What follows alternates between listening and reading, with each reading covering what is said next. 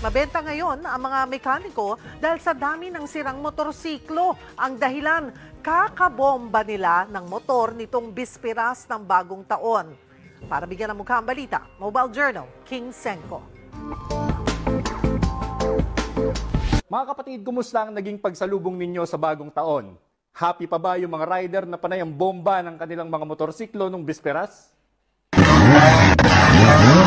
Taon-taon na lang, tuwing sasalubong tayo sa New Year mga kapatid, ganito ang ganap sa mga kakalsadahan natin.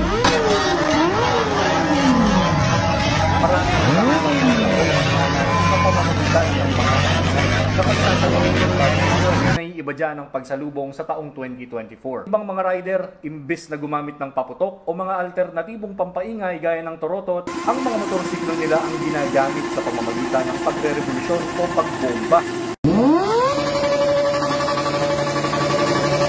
Naman ang mekanikong gaya nitong si RG, tiba-tiba sa gawa simula pa lang ng taon. Bakit nga kaya ganon?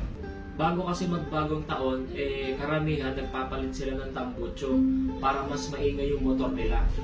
Kaso, yung iba sumasabog. Puwersado raw kasi ang takbo ng mga ito kapag wala ang tambucho, lalo na raw kung ire-revolution lang nang hindi naman umaandar.